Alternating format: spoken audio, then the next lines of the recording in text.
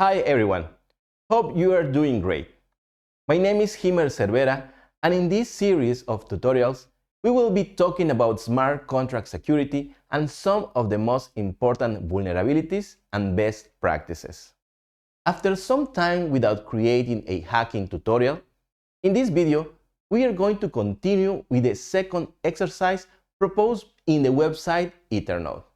The name of this level is called Fal1out. The solution for this exercise is very simple, but it shows a lesson that must be learned.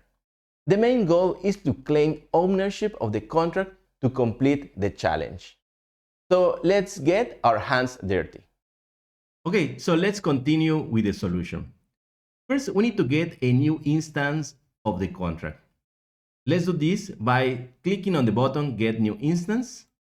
I'm going to confirm the transaction. And then I'm going to open the console here in my web browser. And now I need to copy the instance address. And remember that we are working in the Sefolia blockchain. So let's go to Remix. I'm going to copy this source code here. Also, remember that the goal of this challenge is to claim ownership of the contract. So we need to figure out how we can get full access control. Then we need to copy the contract's source code and open it in Remix at the deployed address. So let's copy this contract. Let's go to Remix. And I'm going to copy the source code.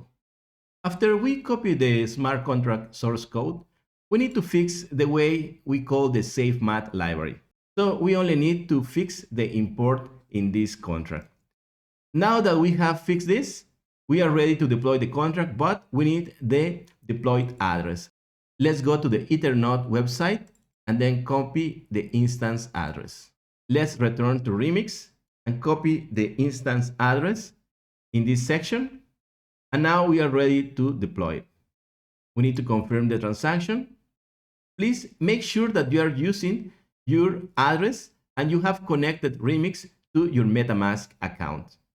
The smart contract has been deployed and we can interact with it. Remember that we didn't deploy it here.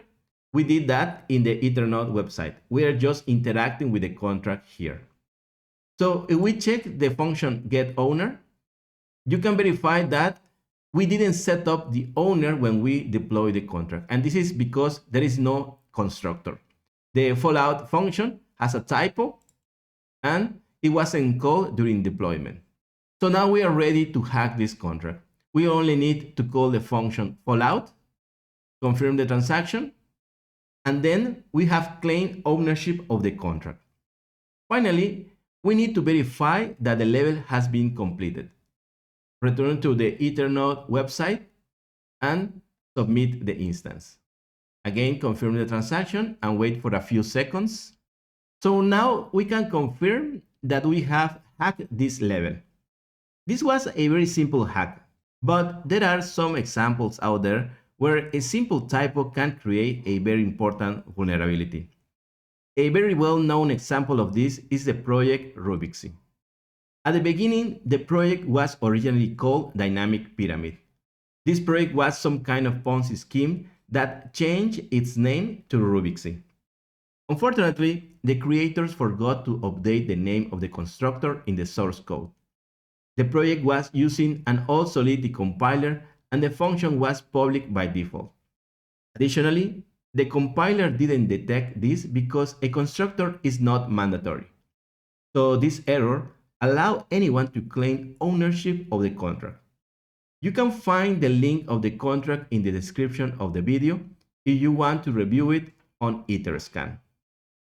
In summary, we need to be very careful with the setup parameters and how to claim the ownership of a contract.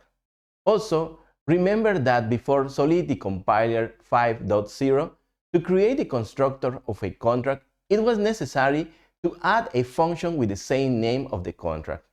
In this case, the compiler won't be smart enough to detect a typo and it will accept that function as a regular one. Most recently, we need to use the keyword constructor if we need one. So make sure you implement a most recent Solidity compiler version.